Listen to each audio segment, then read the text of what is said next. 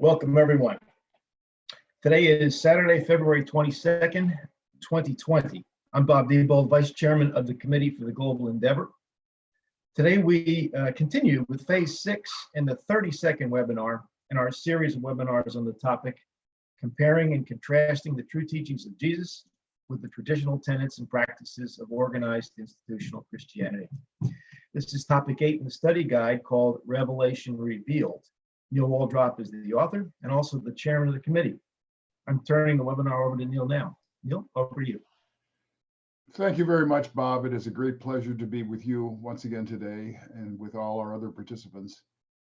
We indeed are discussing a topic that constitutes topic 8 in my document, Revelation Revealed.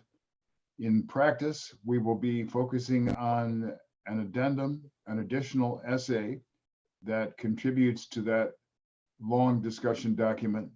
The additional essay is called Living the Real Religion of Jesus, and I wrote that essay in June of last year, whereas Revelation Revealed itself dates from 2016. In any case, for those of you who are watching us but have not been following our program before, I recommend very strongly that you make available to yourself the two documents in question, that is to say, Revelation Revealed and my essay, Living the Real Religion of Jesus. And you would do this by downloading them from the website of the Committee for the Global Endeavor. The citation is as follows, www.globalendeavor.net. I say again, www.globalendeavor.net. In this citation, the word global endeavor is treated as if it were a single word with no space or punctuation in the middle. The links to those two documents are about 2/3 of the way down on the homepage. Now, because you will not be able to ask us a question while we are discussing, we offer you the option of sending on a question or two by email. The email address you would use is listed at the bottom of the homepage of that website. But in any case, it is simple. It is info@globalendeavor.net. Now, if you do send us a question, and if we decide to use it during a future broadcast, we reserve the right to edit the wording. But in that event, you would get an answer, not just from me personally, but from the entire panel of participants during that webinar. Now it's probably appropriate for me to launch the substantive discussion today, and I would state that for your reference, we are in the middle of page 10 of my essay, Living the Real Religion of Jesus, which is actually headed as an insert to page 89 of the document Revelation Revealed. We will make this insert much later when we issue a new version. For now, it is simple just to consider this as page 10 of the essay. We have been discussing for several weeks the subtopic called the presence of God. We started with immanence and transcendence. We went through the roles of the creator sons and creative spirits as part of God the Sevenfold.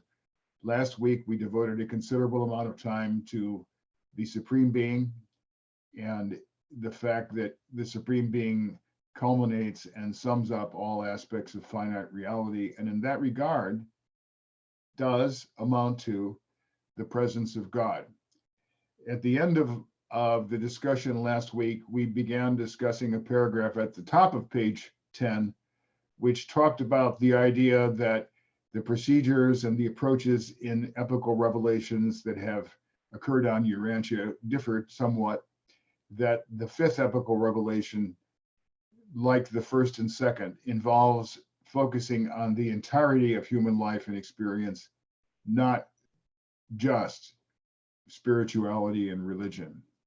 And so now we will go to the second paragraph on page 10, and I wonder if I could call on Andre to read that paragraph for us. It begins with the words, God chose not to create a perfect world.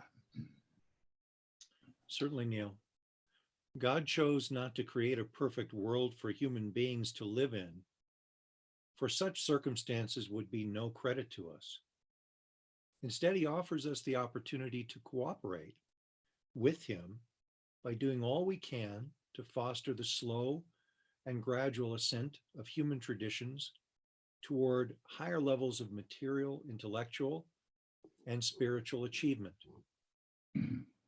The Seraphic Planetary Government is clearly focusing on and fostering these outcomes, especially via the ministry of the Master Seraphim and the periodic contributions of the members of the Reserve Corps of Destiny, as described in Section 6 and 7 of Paper 114 by the Chief of Seraphim.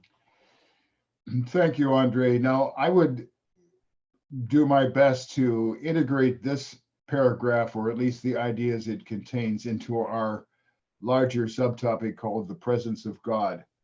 Clearly, the Master Seraphim and the members of the Reserve Corps of Destiny are not God by any stretch of the imagination. So I would ask you to evaluate to what degree we can ascribe their activities, at least, to the presence of God in the broad sense, the purposes that God is indeed fostering on our planet Urantia. Bob, would you give your views on that? Sure, Neil, I can kick this off. When we talk about the presence of God, have to look at it in two specific domains. One is the domain of the adjuster, which is the factual presence of an infinite fragment of the Father Infinite. And what I consider, and the term I use, are surrogates. So these two separate domains are part and parcel of the immanence of the Father Infinite that we've talked about. The paradox, I think, at fairly good length in the last couple of webinars, of the paradox between transcendence, God not being immanent in us and we in Him, but transcendent from both time and space, and then also the paradox of that George brought up last week, where even though God is centered in the universe, he's able to operate and function throughout the entire master universe.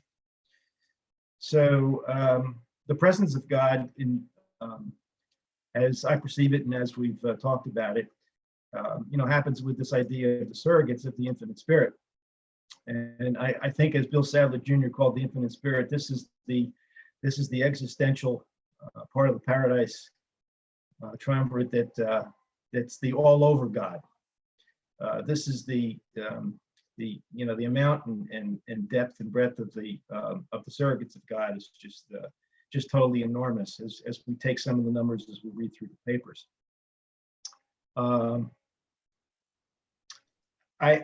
I'll wait till we come back a little bit, but I've got a couple of ideas about what we really mean by the presence of God, and I think that taking a look at the term presence is pretty important. First of all, the thought adjuster, takes a physical presence in our mind, in our superconscious part of our mind, working through the material conscious level of our mind to build the soul, of course. Where these the celestial agents, and in fact all the personalities of the grand universe in Nirvana, as well as those in paradise eventually, are part and parcel of the surrogates of God, of the presence of God. And it's that part, it's both parts, it's part and whole. I think I brought this up last week, that we're dealing with this paradox of the part and whole. And with our discussion of the Supreme Being as being the manifestation of the Father Infinite and the finite, we come across how do we really understand and know God as a presence. So I'll kind of leave it at that, throw it out to the group, get it started, and I think I'll have to come back to it a little bit later. Thank you. We have a major quotation from Jesus' second discourse on religion that certainly highlights this phrase, the presence of God, and there will be ample opportunity for you to talk about it conceptually along with the other participants. Doreen, I'd like to turn to you as an opportunity to comment on the relationship between this idea of cooperating with God for the purposes of improving our world, our society, our civilization, as compared with cooperating with God by making appropriate moral decisions that fall into the spiritual and religious realm. How are these related to each other? How do they compare? Is there a qualitative distinction between cooperating with God for the purposes of uplifting society as compared with cooperating with God in a moral sense? First of all, I have to say, you said only the 5 questions. I never read that section. So, but what you ask, you have to cooperate with God on all levels, but you have to know him to cooperate, and you have to establish a relationship. It doesn't just fancy your material mind thoughts. It's really penetrating on a deeper level. So and it resonates outside on social issues, on all issues. So God's not limited. It's only we are limited in understanding. And I don't know if I answered your question at all, but I'm totally unprepared for that question. I'm sorry. Well, I think you're wrong that you were prepared for it conceptually, which is where I was addressing the problem. In effect, I believe what you have said is that to cooperate with God in regard to the circumstances of life is just as valid as cooperating with God in terms of moral conduct and decisions. Am I correct? Yeah, it works all together. You can't have one without the other. How could you know God and not be moral? You can't. Understood. Stephen, how would you associate these questions with the overall conception of spirituality that mainly has dominated the Western approach to religion ever since the life of Jesus of Nazareth about 2,000 years ago? But I think, in fairness, as influenced by the Hebrew tradition that developed from the epical bestowal of Melchizedek, his relationship with Abraham, and what ensued. In other words, the focus on moral behavior became dominant. And now we have the additional idea that the revelators have supplied of cooperating with God for the purposes of advancing our world in a general sense. What do you say about the relationship between these two elements? Yeah, I do agree that the emphasis was on moral action. But when we say moral action, we are almost totally focused on the moral action of the individual. The Jewish people before Christ, and to some degree after Christ, saw moral action only or almost completely primarily in the context of their corporate body. And yes, the individual did have a moral responsibility, but that moral responsibility was understood in terms of the group. It was really a tribal consciousness, anyway, a direct evolution of what once was really a tribal consciousness. And then, of course, as time went on, the focus on the individual and the individual's moral standing gained more and more ground.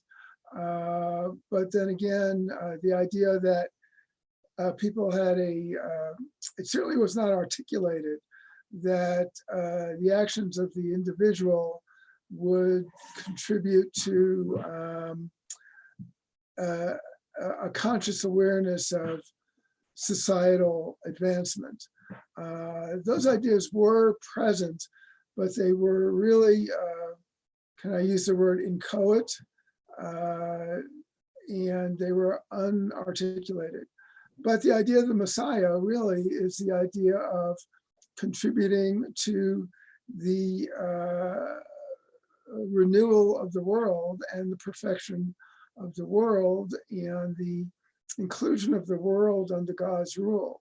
So, of course, it's nothing like what's spelled out in your answer book, but there are these impulses that are just not formally or clearly articulated. But I think they're there and they're waiting to be expanded by a revelation like the Urantia book. Thank you. I would like to follow up with you very briefly. The issue to me in appraising the results of the past has to do with a narrow focus. You used the word tribalism at some point in your remarks.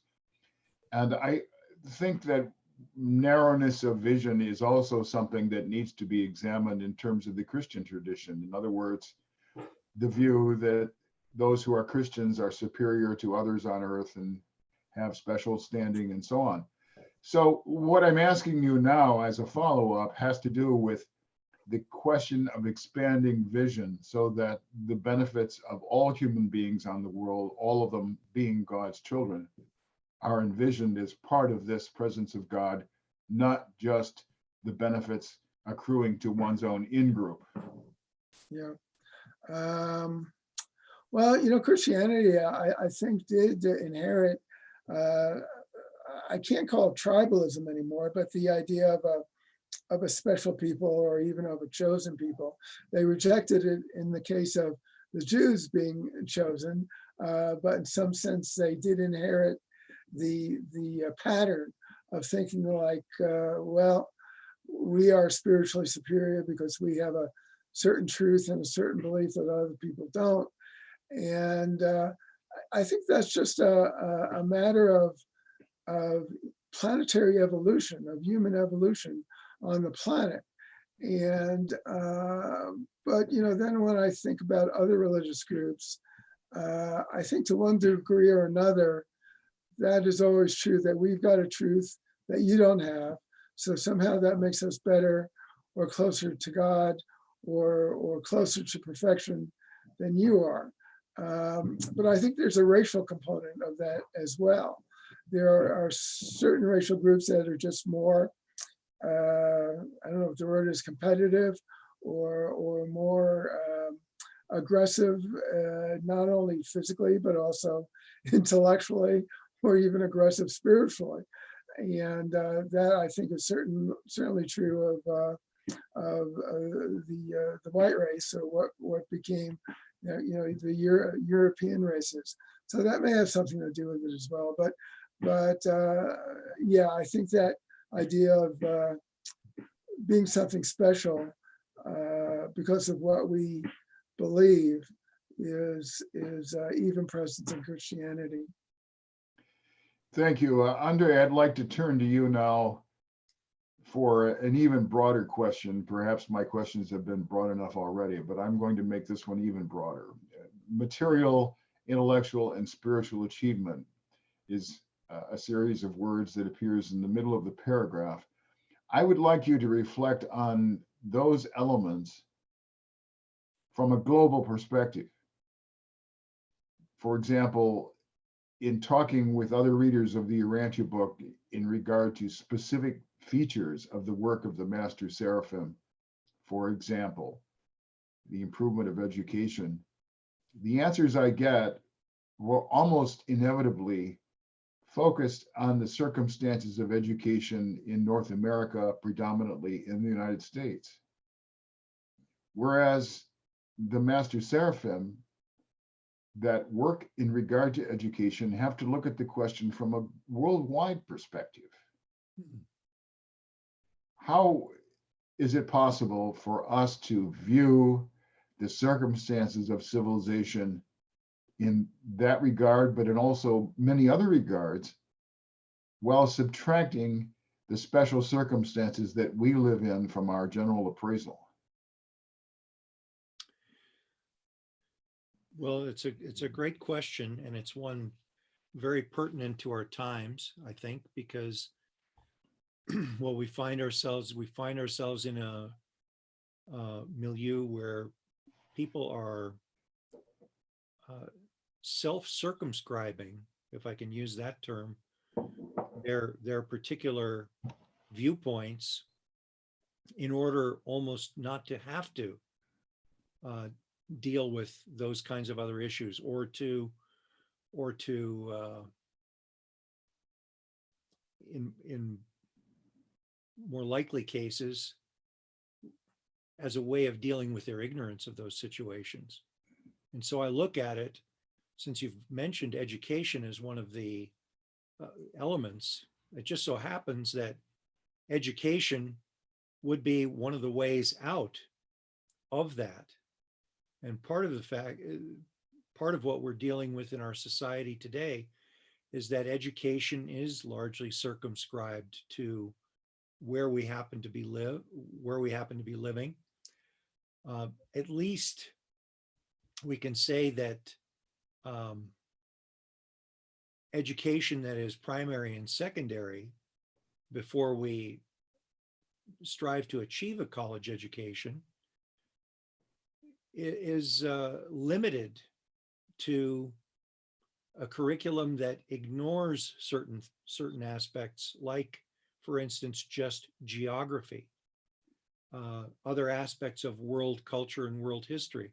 While you might find that in some secondary curricula, and I was, a secondary school teacher at one point in my career, it's not very prevalent.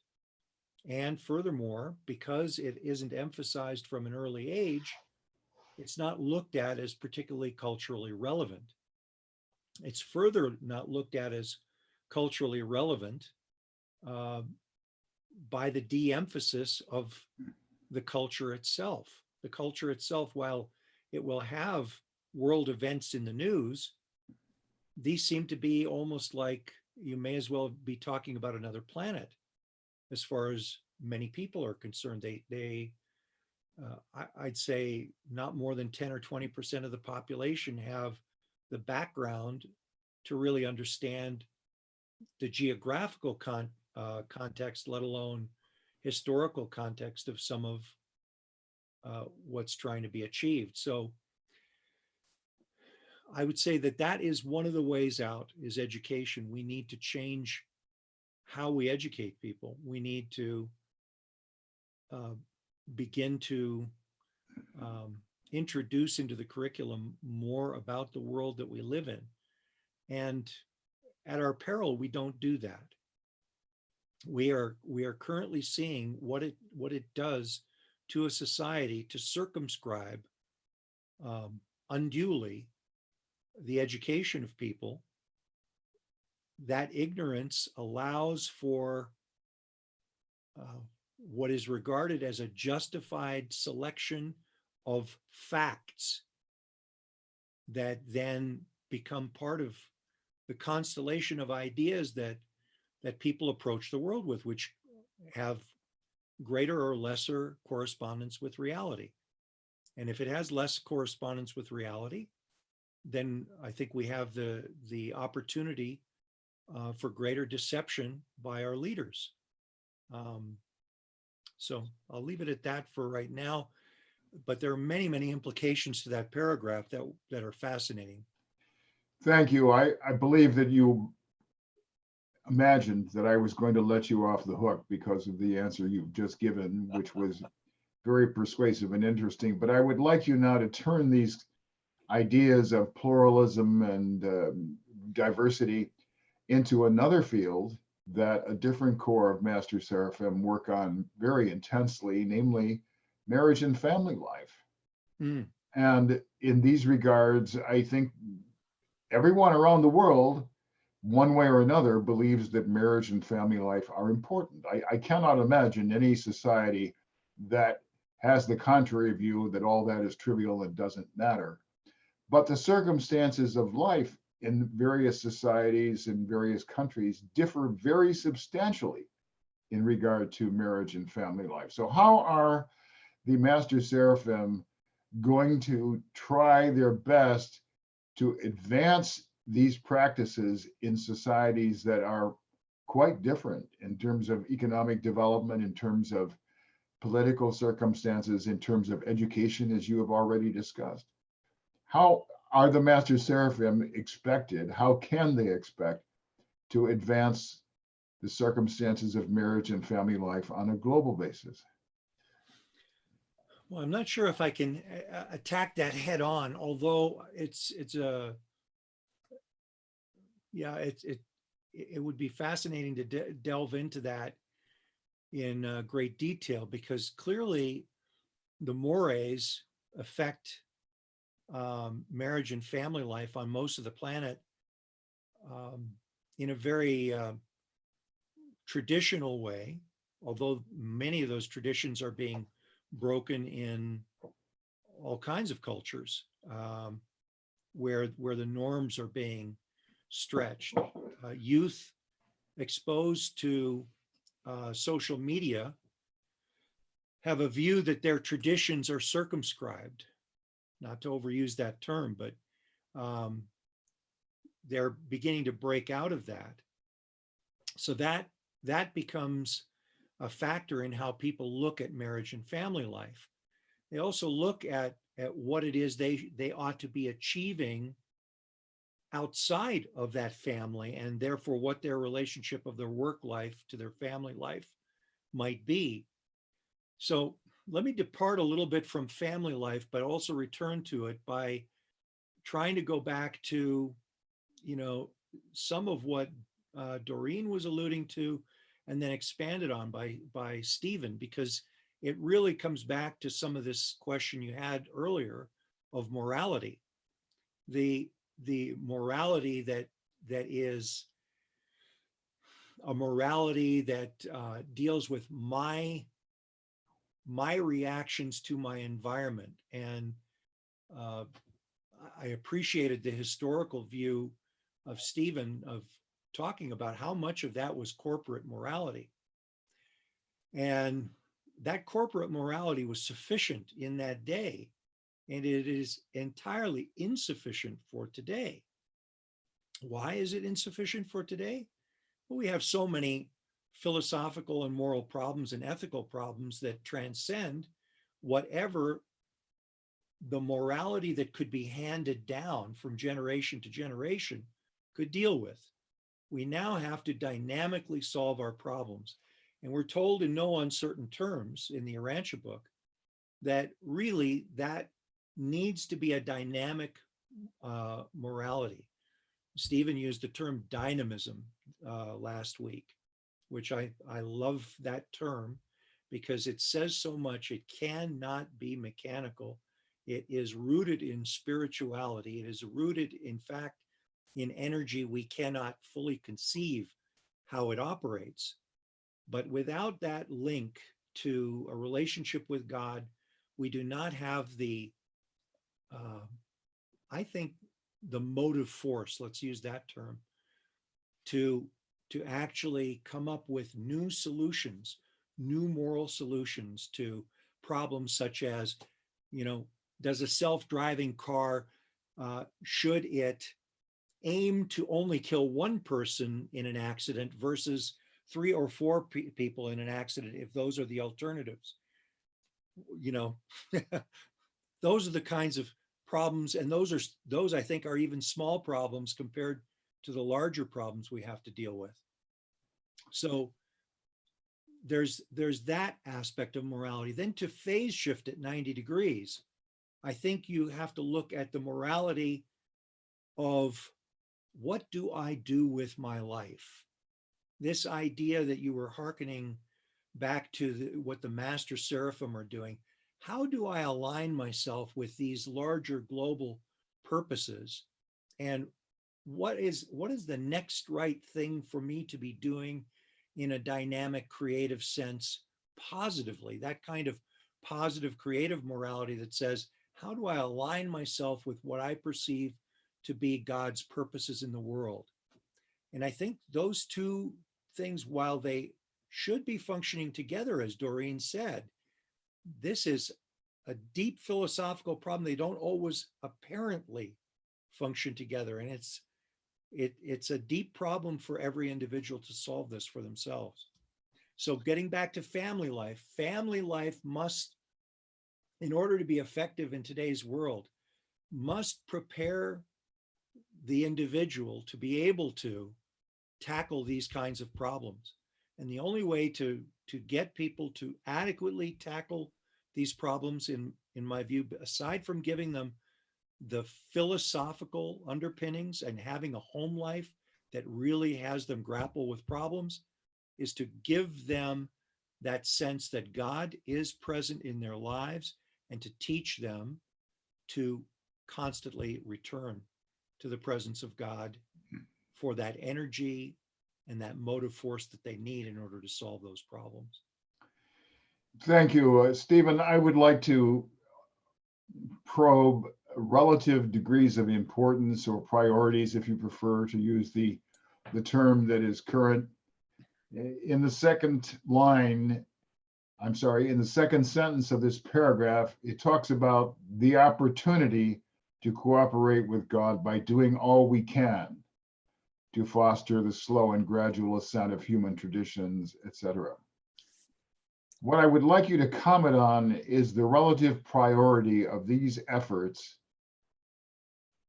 in view of the circumstances that differ among individuals and groups, compared with the requirement of earning a living, having the opportunity to grow up educated, to have a profession, to manage a family, and so on.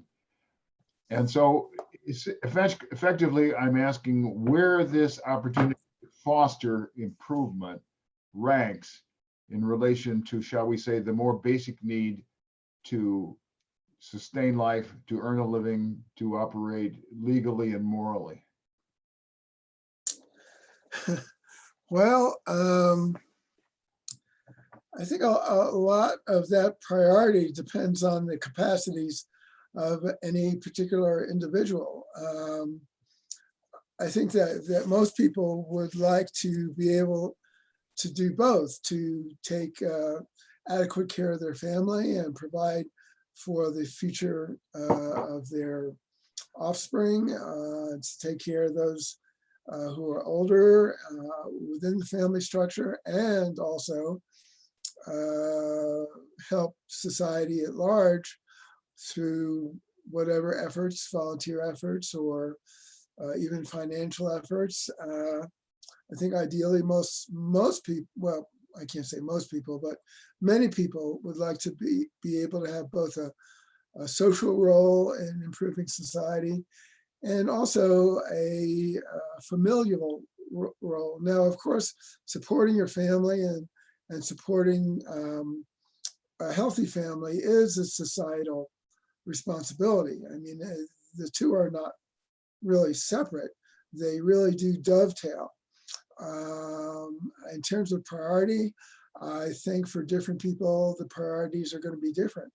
Some people really do minimize family involvement in terms of more social types of involvement. I would say the norm is to emphasize the family over social involvement. I'm not sure that there's an absolute on this, that you can say absolutely in all circumstances, social efforts at social advancement should prioritize, or efforts at family sustainability should prioritize. Everybody's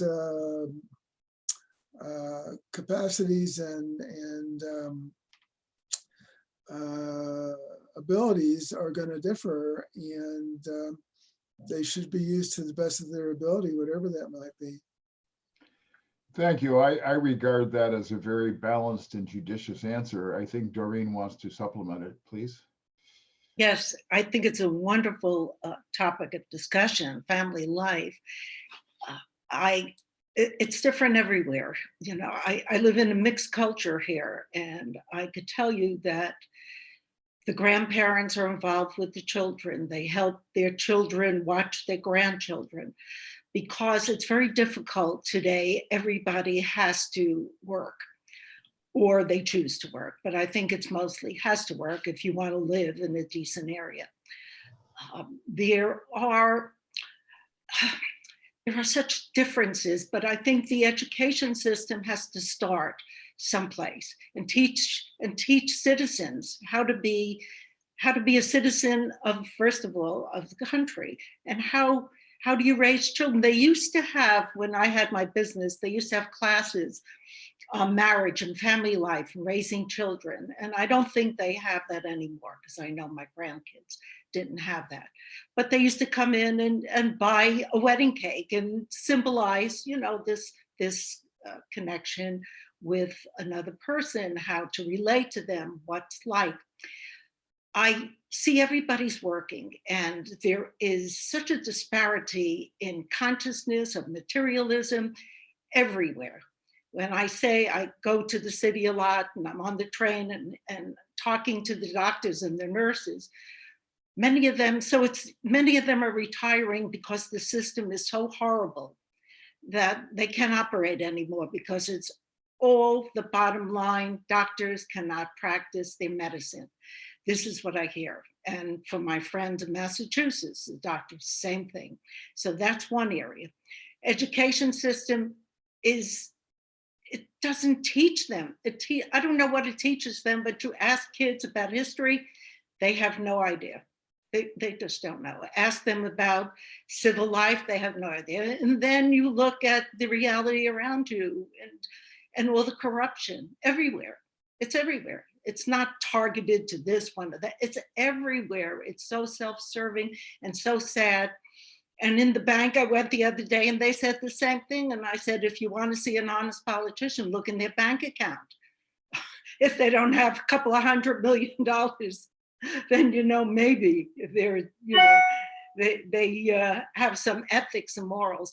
So people are searching for something. They are very dissatisfied, and the drugs and the alcoholism and those places are full. So society is serving certain areas for the people and these are young people. In the Carolinas, I had my student that I work with, he moved there, and he said, I went into the church because he was in AA. And he said, there was over 100 young people from the colleges in the drug addiction classes. They were there, and he said, at least, and 3 times a week they meet. There is so much problems. The stability of the family is important, and the foundation that you create for your children when they're born, when they're young, where you still have control over them, is very important. So on one hand, it is moving positively, but not enough. It's both, and without God, the consciousness is not there. They don't have to answer to anyone. It's me, and I want, and I'm important, and women are important, and men are not important. And it's targeting all these areas of society that is awful. It's awful. So the older people recognize it, but the younger people just fall into the trap of degrading and attacking. Anyway, I'll stop. I know you have to move on. Well, I appreciate the variety of circumstances that you've referred to. I would say, if I have to give a general reaction to the remarks you've just given us, that you have described the problems that the Master Seraphim are dealing with. And they're dealing with them not only here in the United States, here in North America, they're dealing with them around the world. I think we would be unwise to believe that the problems in other countries, especially where people are relatively poor, are less significant or less important than the problems that affect us. There is a certain tendency to look in the mirror and to believe that everyone around the world looks like you. Well, no. So the Master Seraphim have to deal with this. And I think we should also be well aware that they are dealing with a situation resulting from a double failure of the first 2 epical revelations, whereby Caligastia rebelled and whereby Adam and Eve defaulted. So much of the improvement of the human race, much of the improvement of mind that would otherwise have occurred by this stage of development on a normal planet has not occurred on our planet. So they are dealing with quite a bit of difficulty. I see Bob motioning for additional opportunities to give us his insights. So go ahead, Bob. Yeah, we got into, we kind of meandered away from the presence of God. So I'd like to take it back just a little bit and talk to a couple of ideas that I got from our discussion here. There's a very interesting statement in paper 111, which is on the inner life, and I want to read that because I think it goes back to something that everyone's been talking about, and then I'll go back into Master Seraphim land here. It says, this is from 111, section 4, paragraph 4. It's about the inner life. The inner and the outer worlds have a different set of values. Any civilization is in jeopardy when 3/4 of its youth enter materialistic professions and devote themselves to the pursuit of the sensory activities of the outer world. Civilization is in danger. They're saying this again. When youth neglect to interest themselves in ethics, sociology, eugenics, philosophy, the fine arts, religion, and cosmology.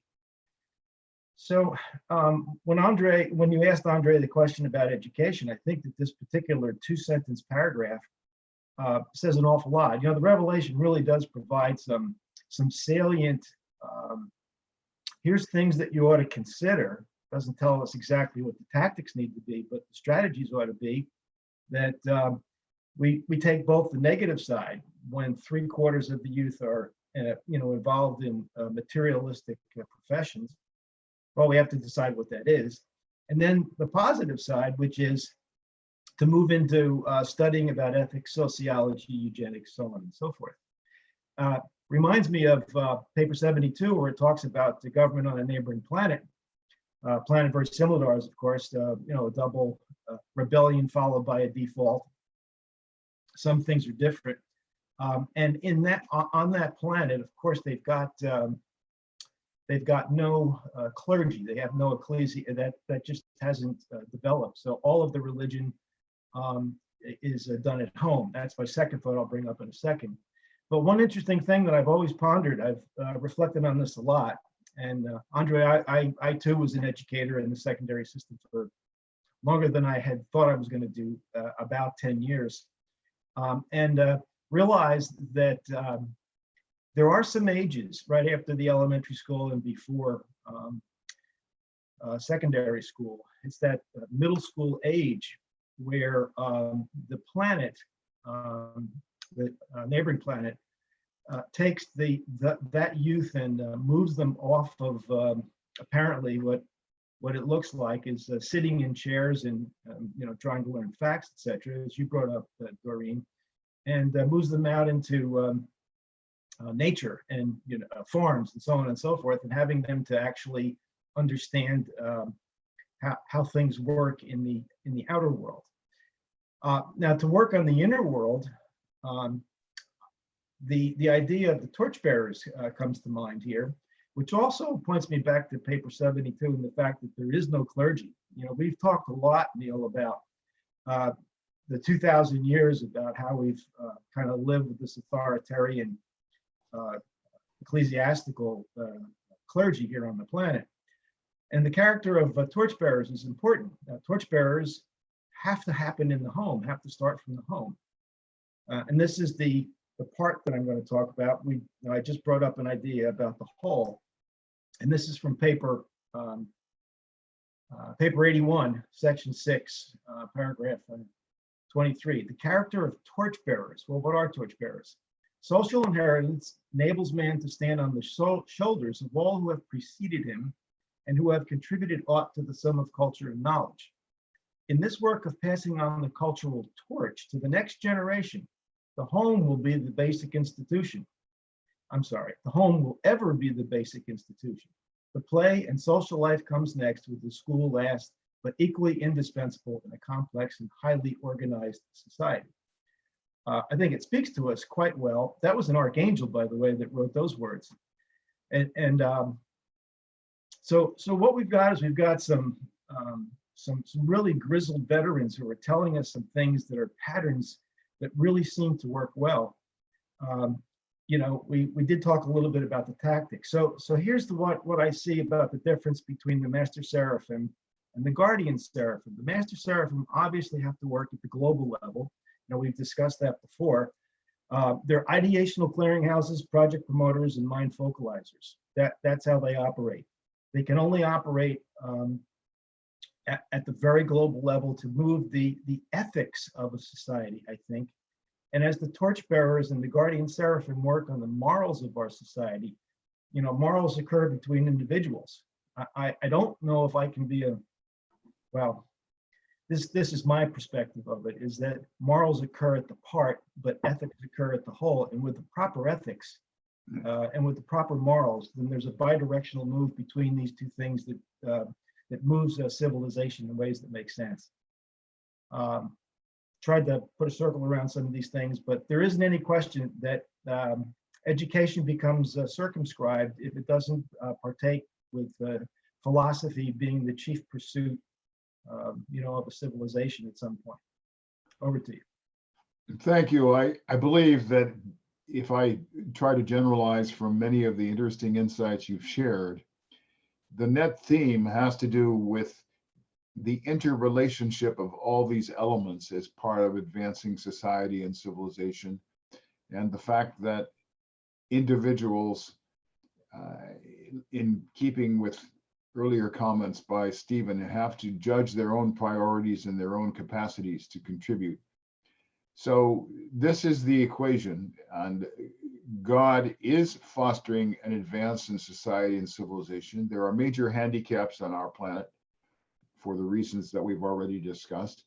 But this too, these efforts are evidence of God's presence, not personal efforts by God the Father from paradise, but efforts by cooperating spirits, especially the Master Seraphim and the Guardian Seraphim, and also cooperating efforts by other spiritual influences that God has put in place, including the thought adjusters, including the Spirit of Truth, to help human beings advance in society, not just as individuals from a moral perspective.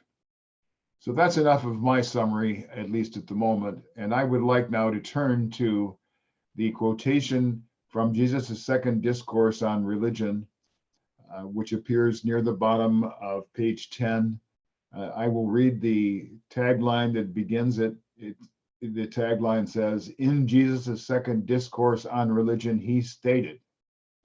And now, Stephen, could you read the quotation for us, please? Yeah. It is not so important that you should know about the fact of God as that you should increasingly grow in the ability to feel the presence of God. When once you begin to find God in your soul, presently you will begin to discover him in other men's souls, and eventually in all the creatures and creations of a mighty universe. But what chance does the Father have to appear as a God of supreme loyalties and divine ideals in the souls of men who give little or no time to the thoughtful contemplation of such eternal realities?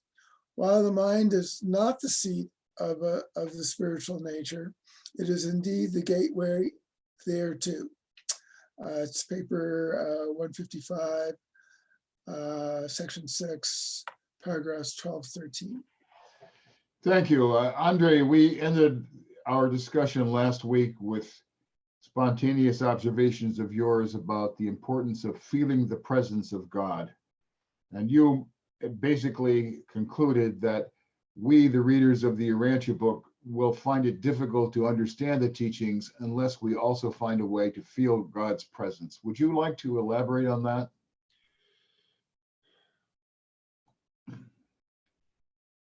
It's a little difficult in some ways to elaborate on it because I wouldn't presume to be an expert on this subject. On the other hand, I am an expert on making the effort. And I think that's true of everyone here.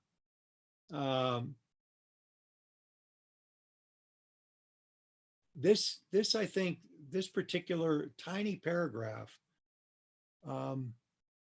is glaring in that discourse on religion. I can't imagine any serious student of the Urantia book not seeing this and taking this to heart. And just in case we might be tempted to gloss over it, they put it in italics. They do not overuse italics in the Urantia book. So making the effort to be in the presence of God, there are any number of let me backtrack a little bit. I think we all come to our own kinds of decisions about how much, how seriously, how arduously, what kind of priority this is going to be in our lives. And to the extent that we try to make this a high priority, to that extent, we try to find ways to do this. Now, there isn't a lot of information on exactly how or what to do. So if we find something, we can try things out. I think there are a number of different ways of approaching this. One is clearly taking the time on one's own to be in the presence of God prayerfully, and we're told, even more importantly, worshipfully. But again, we have very few exemplars of this in regular life. And so many people have to go groping around trying to find techniques, looking for meditative techniques, for instance. When I was just finding the Urantia book just before, I found transcendental meditation. And in fact, I don't know that this is the case, but maybe that's something that was one of the steps on my finding the Urantia book that allowed my group guardians to say to me or say about me that, okay, maybe he's ready. In any case, I was lucky to find it when I found it. But that business of trying to be in the presence of God is important. There was nothing perfect about the way I approached it. I missed many meditations. I did all kinds of things imperfectly. And I had plenty of distractions that took me in my own mind off the beam of that.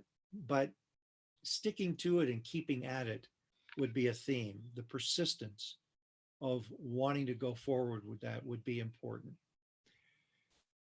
Now take another approach. Another approach is, to what extent are we willing to share our experience with each other? You know, there are some people that would say that to the extent that you're willing to share your deep inner life with others, to that extent, you're willing to share it with God. And the negative corollary would also be true. To the extent that you're not willing to share your inner life with at least one or two other trustworthy people, to that extent, perhaps you're not really willing to share your inner life with God. And we're told in that wonderful, succinct definition of the doing of the will of God, which most of us have committed to memory, right? That the doing of the will of God is nothing more nor less than an exhibition of creature willingness to share the inner life with God. That sharing the inner life with God becomes an important aspect of moving toward feeling the presence of God. And to me, that's one way, one technique of that is being willing to share it with other individuals that are also willing to share their inner life. That is at least one avenue of approach. There are other things to say about it. I think we can learn from the likes of Brother Lawrence, I'm forgetting his name right now, but he had something called the Game of Minutes. Frank Laubach. Frank Laubach was a missionary to China and became known as increasing literacy there. But what he became known for in spiritual circles was his idea of trying to practice the presence of God. And he had things like the Game of Minutes, which was simply, in every hour, try for a minute to think about being in the presence of God. In every minute, think for a second to be in the presence of God. And he called this the Game of Minutes. And he said in striving through that practice, he became better and better at it. He never claimed perfection, but what says a lot about the practice was the outpouring of what came out of his life. He was a force of nature when it came to this literacy program that he founded in China. That's enough on that, but the idea is there's another statement in the Urantia book that has always cheered me, and that is and this is a paraphrase, every effort to make contact with God meets with certain success. We know that that's true. We know that it's true not by direct evidence, but because we believe in the superconscious. And we're told all of these things find registration in the superconscious through our thought adjusters. And to me, that's a hopeful, faithful aspect we can all take home and should bolster our faith in taking these efforts. Because there are plenty of things, there's so little direct feedback in this loop at first that it would be easy to be discouraged on one's own, and therefore it becomes even more important to share this with others. Thank you, Andre, for a very rich set of observations that lead in many directions. I think the difficulty in appraising your comments is that they seem to lead in many directions at once, and some of the directions run against each other, but that's the necessity of really giving a comprehensive answer, and I appreciate the different ideas you put forward. I think each of them has value as a methodology that we can pursue and consider. I would like to turn to a more abstract comment on this first sentence that Stephen read and that Andre has just commented on. I'm acutely aware that the series of 5 formal questions on the next page, in effect, explore many aspects of this short excerpt from Jesus' second discourse on religion. And so I do not want to repeat ideas that will be addressed in answering the 5 questions. So to some degree, the spontaneous questions that I ask now are limited by the need to avoid repetition. But it seems to me that in regard to this first sentence, it is not so important that you should know about the fact of God as that you should increasingly grow in the ability to feel the presence of God. The Midwear Commission, and indeed Jesus, is partly commenting on aspects of mind. We know that mind is the gateway for spiritual perception. We know that mind is also the gateway for experiencing the material world. And in effect, there are verbs in this short sentence that correlate with different aspects of mind. To know is essentially on the level of abstract ideas, whereas to feel the presence of God is another aspect of mind that has to do with awareness, remembering that the revelators talk about mind as encompassing the full range of human experience. not just abstract knowledge. And in this way, the concept of mind in the Urantia book is distinct from the word intelligence, for example, that is commonly used in everyday life. Mind is not just intelligence. Mind is the full realm of human perceptions. And so now, Stephen, I will finally turn to you and ask you to associate the comments about knowing and feeling that appear in this sentence and how you regard them as relating to each other.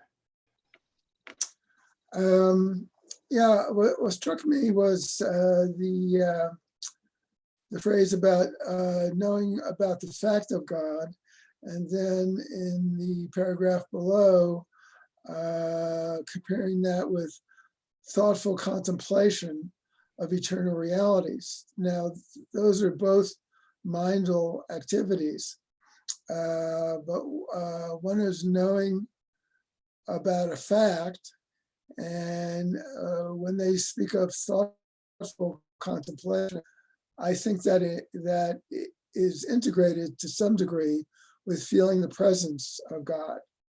The act of contemplation is more than just thinking about something. It's more than just considering that something is a fact or something is true. Contemplation means entering into something with the mind. It's not something where there's a strict object-subject relationship or dualism. That dualism is compromised when you're talking about contemplation. And to the degree that subject and object are no longer dual, I mentioned the I-thou relationship a week or two ago, where that's a relationship not between object and subject, but between two personalities.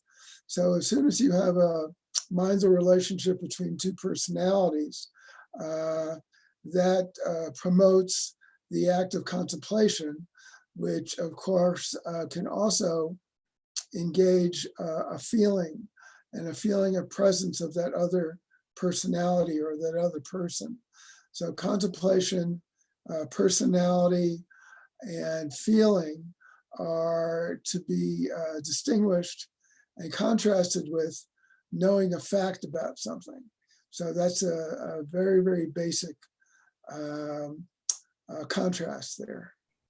Thank you. Doreen, I would like to serve you the same question. The difference between knowing a fact and feeling the presence of God. How does this work as part of the overall consciousness of a human being? Well, I thought about it, and I understand facts is, it's having knowledge about something, but it's not proof. That's how I understood it. So experiencing a living presence within yourself, well, how do you do that? You have to be still. You need to attune to divine energy. It's a circuit. It doesn't operate on the same level as we operate. That's why the mind, the body, and the spirit, it has to be harmonized so that when you enter into this superconscious mind where God resides, it is so powerful, it's amazing. Now, I don't want to, I always jump all over the place because I have so much to talk about in that, but just what Andre said was interesting. If you can't talk to other people about your personal feelings or your thoughts, then you can't talk to God. Well, my personal experience is I found God because there was nobody to talk to. So it was the only outlet for me. And I didn't know that there was a God, but still it's interesting because I didn't have to know the fact, because I told you, I was brought up atheism and nobody ever mentioned religion. It was a no-no. But what happened was, it was a great escape for me to go inside myself and find a place where I could talk in my mind to something made up in my mind. Did not know that there was something real, but over the years, I was a little kid. I was just about 6 years old when I started to wake up to this reality. So it was, it operates at different rates of speed. So when I went inside, I was prepared. When I got older, of course, it opened up my spiritual mind. I could see things. I was able to see spirit. I was able to see so many things. So something was working with me. I prayed. And of course, then I realized people talked about a God as I got older, and I still didn't know anything about God. The word, okay. But what was interesting, it takes you to levels and levels of depths of insight.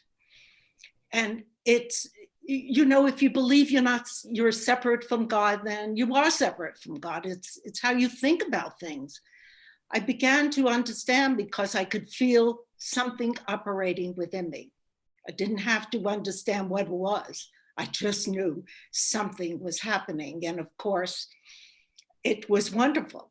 It was absolutely wonderful, because everything that I said to God, if I should live any longer without having to leave this planet, you better help me. And he did. And I have to say, and the seraphim did, the angels, and of course the spirits of the Trinity. I could feel the gentle presence, and I did learn to meditate when I was older, but meditation was to me the avenue to get there, because you have to be quiet, you have to be silent, and your focus has to be so directed. It's like when you're thinking of developing a subject, Neil, and what you're doing, you're totally focused on what you're doing. And this is how I focused on God.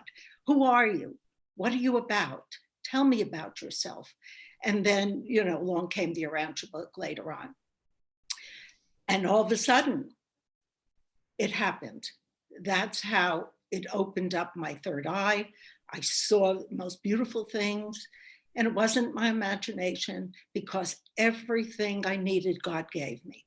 Everything. And I'm not saying it was just a gift. Oh, I worked really hard for it, and I suffered, and he challenged me, and I went through a lot of pain, but it was great. You have to cleanse, you have to forge the fire to come out, what is it, the dross? Is that what they explain? To get to the essence of what am I? Where am I going? Who am I? And to ask God these questions. And I mean, I have had, hundreds and hundreds of experiences, and scary at first, and then you adapt, and, your energy, your physical energy changes to harmonize with the spiritual energy. But you enter into an inner space that is so profound, and it's so beautiful, and it's so peaceful, and everything I read about was actual. I had to know. I don't, just take the word of somebody who wrote something about God and, so what? How do they know? I had to know myself, and that's where always that I was led by the Spirit to test out everything. And of course, along with it, I never asked for anything that, like material things. It was just a knowing, always a knowing. In meditation, I experienced, after I found the Arancha book, of course, when I understood, when I really did need to know the facts of God, and I understood the experiences, because that made all the difference in the world. And so what happened, there were many times where they were teaching me in very deep meditation. I'm able to go very deep, not as deep as a lot of people, but I can go deep. And they were teaching me. I could hear, I was being talked to, I was being told things. And I think, well, wait a minute. And then I would come out of the meditation and I couldn't remember not one thing. It was like fades from your mind. It's like you have to earn whatever they're giving me. It's there when I'm ready. It'll be evidenced in my actions. But I never asked for that. I never asked for anything that I did receive, except to show me the way, to help me to find God, and of course, and live a good life and try to be better. But it came with different levels, and it's all on the superconscious level. It was just numerous things that it reveals to you. But it also has a level of vibration and energy that comes, a spiritual energy, and it's very powerful. Sometimes the deeper you go, it could absolutely give you pain. And I experienced pain. I had to come out of the state because my body wasn't in harmony with the spirit. So you have consequences. Anyway. May I ask you a very specific question? Of course. Do not wish to put you on the spot, but you've described a process, it seems to me, that went on for quite a bit of time, that required effort on your part. Now, I assume, and I think it's fair to conclude from what you've said, that as a result of this process, your perception of God's presence increased over time, that by making these efforts, by going through these experiences, your sense of God's presence tended to increase in approximate proportion to the effort you were making. Now, am I simplifying this too much, or do you largely agree with the generalization I've just given you? Okay, well, I'll just give you just a little instance. When I first got the Arantia book and I read about there's a thought adjuster and adjust your mind. Well, when I would lay in bed and go to sleep, you're in a very quiet state, and all of a sudden I could feel these fingers on my forehead. It was like and I thought, oh, maybe they're adjusting my mind. It needs to be adjusted for sure. And I could feel these sensations. It was like, it's just very, very subtle, but so tiny, like a little child. And it was wonderful. And I was so excited. And then I'd fall off to sleep. So, that there was a certainty, it was a credibility that yes, to what I was reading was absolutely correct. And over the years, the challenges of self-discovery, forcing you to see what you don't want to see, warning me ahead of time of issues that would come. They revealed to my consciousness. I've seen things. I saw my husband's death. I saw where I live today. I saw where I was going to move. Before that, I just saw things, but a lot of times you don't know what you're seeing until you're there. And so the time comes when I was in an area and I said, oh, this is what they showed me. Of course, I understood I'd never go back to Germany again. Every dream I had, the bus and the doors closed in front of me. So the act of God and the seraphim working with me, and the thought adjust from the inside and the other from the outside. Oh my God, it was incredible.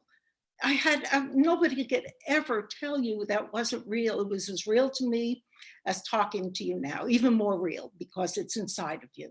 So they saved my life. They gave me a purpose. They helped me to live and understand how to be kind. I mean, I was brought up where it was total deficit. There was no kindness, no service, no love. They taught me, little by little, to open up to the higher understanding of what God is, who he is, and why. Thank you for sharing many of your personal experiences and the results of, I think it's fair to say, an extended effort over a period of time that created a greater awareness on your part, a greater ability to feel God's presence. Although what you've said does not imply that there is a straight line result. In other words, that from one day to the next, always you were better at it than you were the day before. I don't think any of us would expect that. And I don't think you've said that, but you have in effect told us that making these efforts gradually over a period of time improved your awareness, improved your understanding, and that's only natural. Bob, I would like to turn to the first sentence in the second paragraph of the excerpt that Stephen read, because I believe at least it seems to relate somewhat to our earlier discussion about immanence. And this sentence I will read now simply for convenience. When you once begin to find God in your soul, presently you will begin to discover him in other men's souls, and eventually in all the creatures and creations of a mighty universe. Do you regard this in effect as a paraphrase of the idea of immanence, or is this at least partly a reflection of God's presence in terms of the thought adjuster, or perhaps a combination of that and other influences too? I'm glad you brought that up, Neil. Yes, I do. In a word, the thought I had when I took a look at that sentence the first time was, I'm sorry. When I first looked at this idea of the presence of God, I asked myself, well, what is the presence of God? And I think that everybody so far has done a really terrific job. And by the way, Doreen, you seem to acknowledge that the presence of God came when you were 6, which really corresponds to 5 years, 10 months and 4 days, which is the average in 1934. So spot on there. Sounds to me like you really recognize that. So, you're not alleging that Doreen was born in 1934, are you? No. The papers discussed that the average Less than no ends in cigar. 1934. Go ahead, Bob, I'm sorry. Although I'm pretty close to that, as you are, Neil. So yeah. So when I first took a look at this idea of presence, look up the definition, and it appears to me that there's a number of ways that we understand what presence is. Let me go through 4 of them, and I think that the presence of God may somewhat bring out a 5th type. And I have just a paragraph I'd like to, or I should just say a sentence that might bring this to light here. So if I sense the presence of someone that I can see, for example, being in class and someone marks present, I know they're there. Now these next 3, and I'll give them examples, and I'm going to get to the presence of God in a second here, and the immanence, which is what your question was about. If I still see an individual taking someone who is in my visible presence, that individual may have a presence about them. For example, if they're a large human being, that presence would show in a largesse. And I've got I'm kind of moving now toward an abstraction of what this word presence is, because I'm not sensing anything, but I'm feeling something about the individual because they have a large presence. And that could be in many ways, of course. Then there's an abstract presence that doesn't have anything to do with an individual. And I think we characterize that by what we call the elephant in the room. It could be a risk situation that hasn't been fulfilled. And I'll just leave it at that, because there's lots of ways that could happen. But every time that you would meet with other personalities, that risk looms large, and it's a presence in everything you do until it actually becomes mitigated or fulfilled, which then becomes a problem, of course. And then the last one I had here was a supposed, let's call it supernatural or paranormal, like gravity or electricity. I feel the presence of gravity. Well, where do I feel it? I don't feel it with my senses until I actually have to take till I jump or I go up to a height. So those are those are different presences. Those all happen in most ways in my conscious level. Andre brought up the idea of the superconscious, and I kind of characterize this as fact and truth. The fact that I know somebody's there, but the truth is that I feel a presence of this risk situation. So I'm getting myself to an idea of that there's something going on that is not in my conscious, but I am conscious of this particular presence, especially if I use the term the elephant in the room as the metaphor. So let me read a sentence here. In the Washington Post, the book review section by Ron Charles, recently actually, he had a comment about a book, and he was talking about spiritual practice. Oh, well, let me just read the sentence. It says that the spiritual practices that kidnapped Africans carried with them to the U.S. affirmed the imminent presence of their ancestors. I found that pretty interesting. So here we are talking about both imminent and presence at the same time. And I think for an example of how the presence of God might really begin to be understood a little bit, we've got to take some of our actual experiences in life to be able to basically recognize it. Now, Doreen, you gave some wonderful examples about how you how you see presence of God and how you've actually tactically processized yourself to be able to constantly feel the presence of God. So I'm seeing that if I know God, I'm working in my conscious level. It's a theory of God. It's a fact of God. But I need to transcend that to get to the presence of God. I need to get to my superconscious to be able to discover the true presence of God, and then put into practice many of the things that Rodin spoke about Jesus. So I kind of consider this meditation or spirit, deep thinking, cosmic thinking, as practicing for game time. What Jesus did with the apostles was exactly that. He showed them how to practice when he would go off and take strength, courage, strength for weakness, etc. Rodin explains that very well. Communing with the Father. Jesus always actively communicated with the Father, communed with the Father, not passively. When game time came, he spent a lot of time with the apostles, providing the game time for them. They had to go interact and provide service to the crowd, to the potential folks that they were going to run into. So I see this as both a practice, as a game time.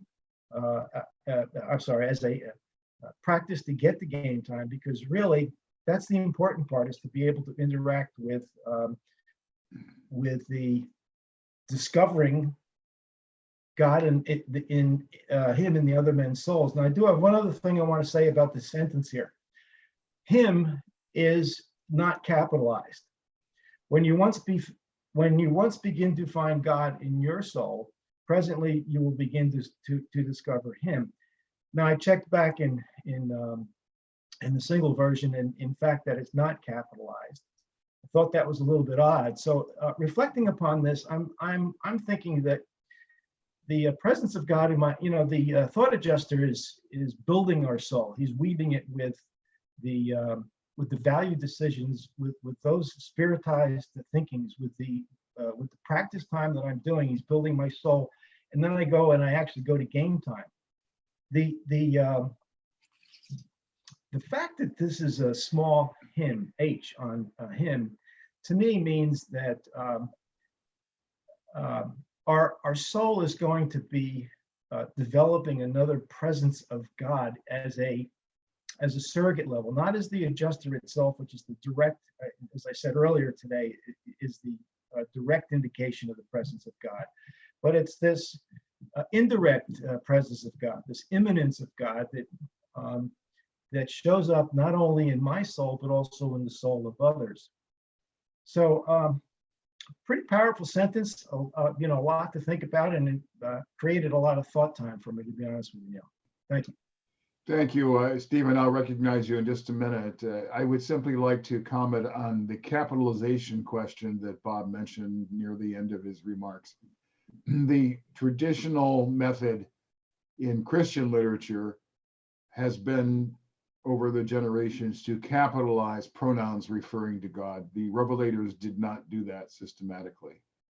they use small him or he in the context that are not at the beginning of a sentence. And so the fact that him is not capitalized here is merely because they are following their convention of the grammatical approach that they have adopted throughout the 2,097 pages of the Urantia book. Stephen, you asked to speak. Yeah, and that lack of capitalization is now the norm, I would say, in current literature. So that's really switched over the last 100 years or so. Anyway, what I was going to mention here is that first sentence in the second paragraph. And this is a little bit hypothetical, so I'd like to get some feedback on it. But I just found it curious, the phraseology in that sentence. It says, when you once begin to find God in your soul, presently you will begin to discover him in other men's souls. So that phraseology makes me think that there is not a very big time lapse between finding God in yourself and finding him in others. It's not like, in the year 2010, you find God in your soul, and in the year 2015, you find him in others. That seems to connote to me that those two are almost simultaneous. I mean, when you once begin to find God, I mean, that is when you once begin, okay? And then presently, you will begin again. So it makes it sound like in temporal terms anyway, these two things happen very closely. And that would conform to my understanding that you can find God in your soul much more easily once you begin to find God in others. And I think there's a certain priority there, obviously, to find God within.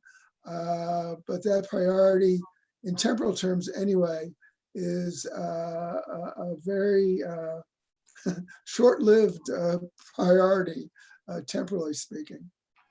And thank you. I would add to your remarks, which are very interesting, the observation that the word begin occurs in both halves of this statement. And so it's implying a process which is not completed, a process that is only getting started. And I think the parallelism that you've described with the word presently is interesting, and that the word presently also connotes begin to, as is stated in the second half of the sentence.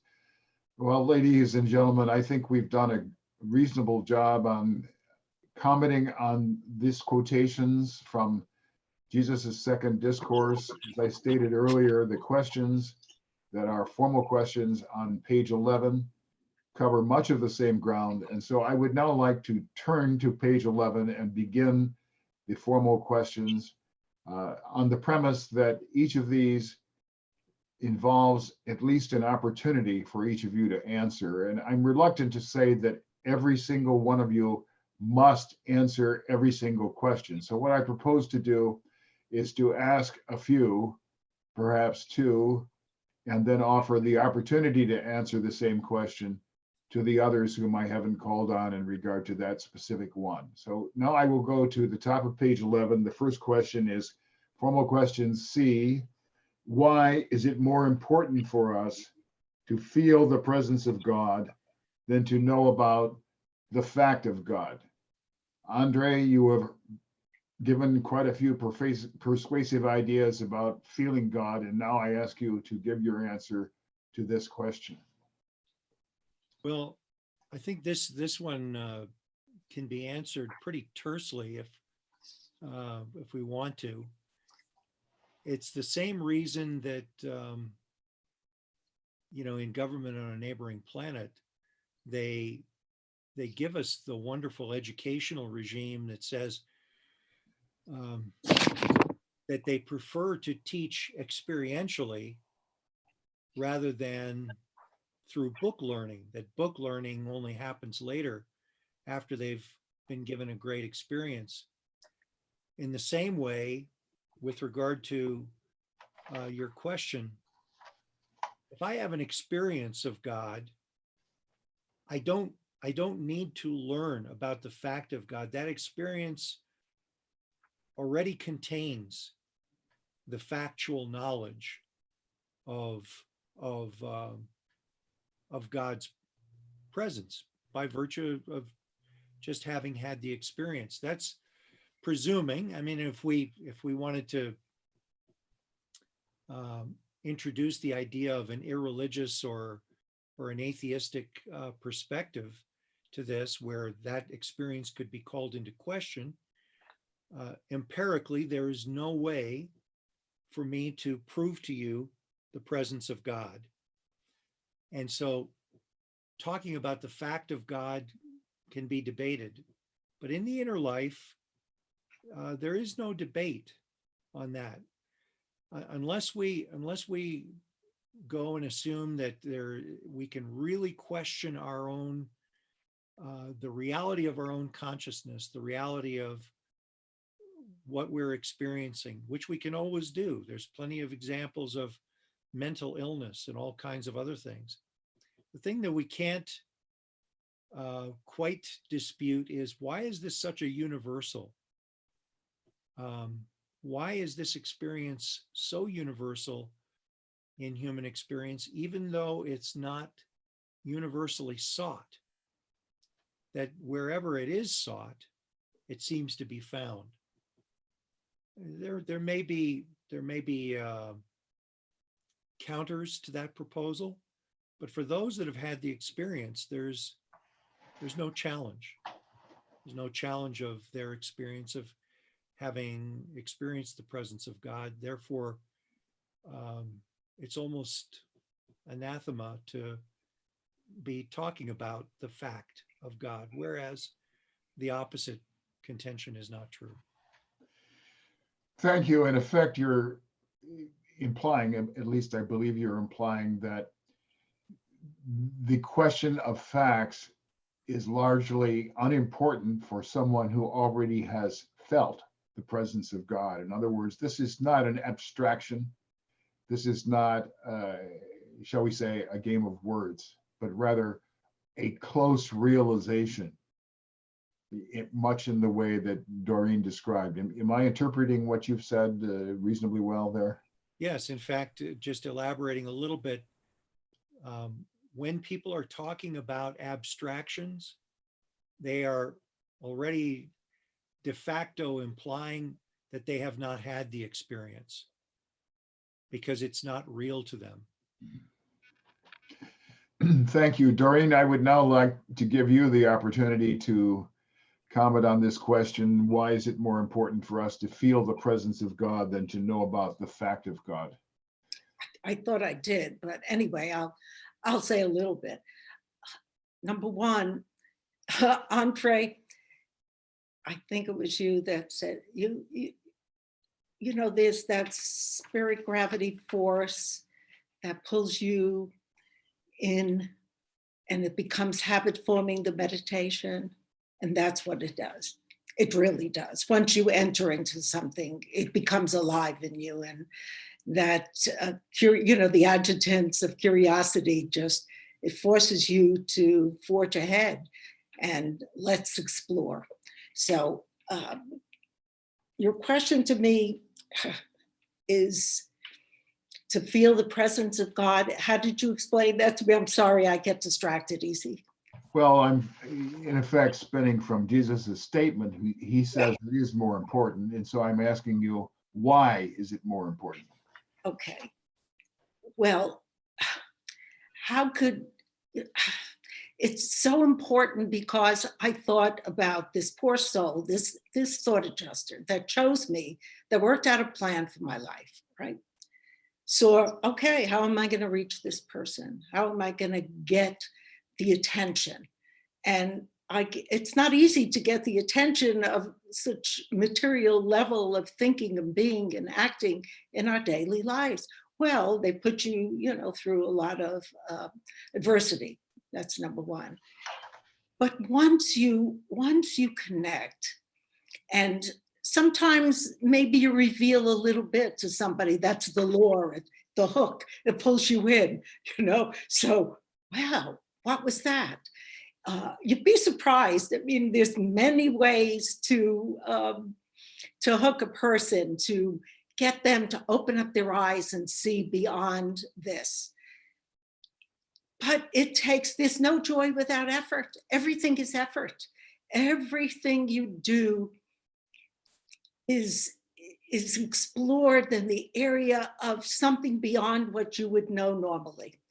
And that is a real challenge, because even our thinking, we think so material, we're so conditioned, and everything that we're brought up, or the values, or the thoughts, what you learn, it's one area. But when something higher of a higher nature and energy comes into your presence, it's really, it transforms you. There's a transforming that takes place. Now, who would reject that? Who would reject a beautiful sense of something coming to you and giving you that peace or that love? How could you say, well, to feel the presence, what is it? It's not my imagination. I was never an imaginative person. I never made up stories. I'm very pragmatic, actually. But so to say that the facts, well, in my case, I told you it's different because I didn't have facts, but I had the feeling, I had the presence. So it came the opposite. And always that was good because it nurtured me. It really nurtured me and established, remember, I really did establish a relationship. I talked to that presence all the time, and especially when I was upset. So that, that dominates your life. And it becomes your best friend. It was my best friend. And what do you think about this? And oh my God, what am I going to do? And of course, bing, bang, boom. Some things would happen instantly and other things took years. But whenever you're ready, God knows it. And that is the key. You have to grow. And if you don't grow, you didn't earn it. And some things you need to survive with, and that they will give you right away. But the rest of it is to feel the presence is extraordinary. There's no language. Thank you, Doreen. I would simply offer you a somewhat amusing insight in regard to my personal circumstances. My wife's name is Vanessa. She chose that name when she was growing up in Hong Kong because she had been given a Chinese name at birth, and then it was a tradition for students to come up with their own choice of a name in English at the time that she was growing up. My circumstances at the office include a supervisory role that is somewhat rotational, and very recently, within the last 2 weeks, the new supervisor who has come into that role is also named Vanessa. So I now have no alternative, either at home or at the office. I am obliged to sense the presence of Vanessa. All right, Bob and Stephen, if either of you would like to contribute to this question, please signify. Otherwise, I will go on to the next question. Yes, Bob. Just something very pithy. I wrote this down to myself here as I was preparing. Knowing God is a solid indication of the functioning of the religion of the mind, going back to the conscious and superconscious idea. So it is limiting, is closer to belief, but feeling the presence of God is a capability that is potentially infinite. So this static and dynamic aspect of fact and truth is, is the part that I was thinking about. Over. Thank you. I would now like to go on to question D, which I will read. Is finding God in one's own soul a precondition for discovering him in the souls of other human beings? Is this discovery entirely a mindal matter, for example, an intellectual conclusion, or might it also include realities that we can legitimately identify with the Morontial level or with the broad realm of spirit? What degree of confidence can we associate with these conclusions? Stephen, since you earlier talked about begin to and sensing the presence in two regards, I wonder if you could take this question as the first person to reply. Yeah, I was going to bring that same sort of point of view up in this context.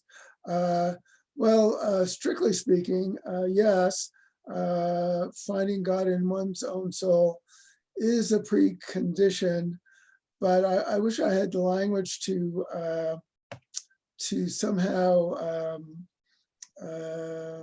consider that and temper it in a certain way. I mean, I think the language that they used in the paragraph above, I mean, that does a pretty good job of it. I mean, it really does almost make the two, finding God in your soul and finding God in others, it makes it almost simultaneous. And at the same time, it does give priority to finding God in yourself. So the way they worded that, I think, is pretty ingenious. And, you know, it's not immediately apparent that that's what that language is pointing to, but I think that's a fair way to interpret it. And it is kind of a chicken and egg kind of thing where, yes, you know, the chicken can be primary or the egg can be primary, but very soon after that, it becomes dependent on the other in order to continue being a chicken or being an egg. I mean, consciousness of God within oneself and consciousness of God within others is really very much a back and forth dialogic, or again, an I-thou process. So I will just repeat myself, I guess. Well, could you take the second part of the question on the page about mindal or morontial or spiritual, perhaps, into consideration? Yeah. Well, when you say mindal and then you interpret that as an intellectual matter, yes, I would say that it's more than mindal. But of course, mindal doesn't really just mean intellectual, but let's leave it as intellectual. And it does include ways of knowing that go beyond factual or subject-object knowing. So in other words, a scientific kind of knowing is a, you've got an object of knowledge and you've got a subject that is trying to learn about that object of knowledge. And that subject can focus on an object. And the two are really separate from one another. But there are other ways of knowing using the mind, and they include more of a interpenetration of subject and object.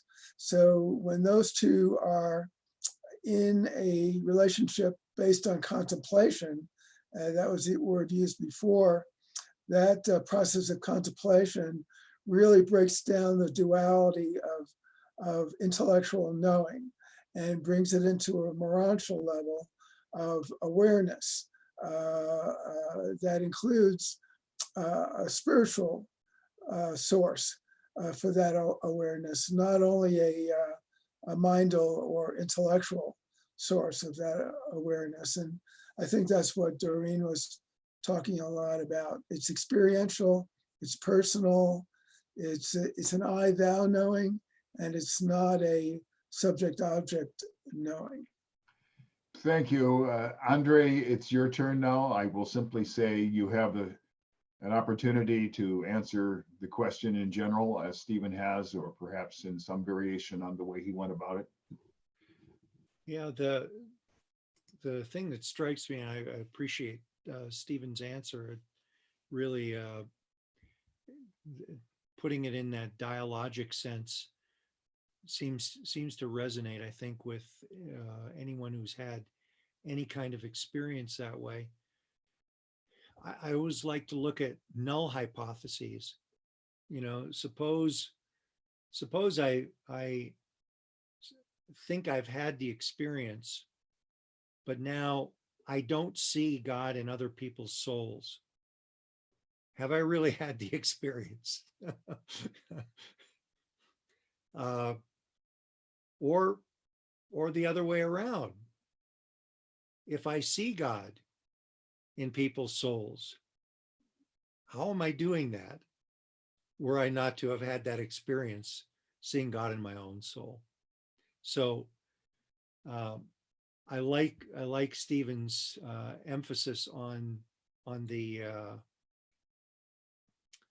nature of the language predisposing us to look at subtle sequence here.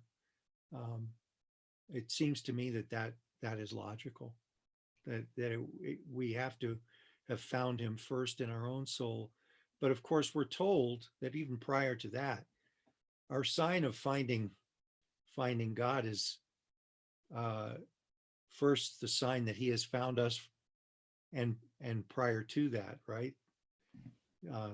Really messing up that paraphrase, but that's exactly what they tell us, is that the sign that you are searching for God is a sign that he has found you first.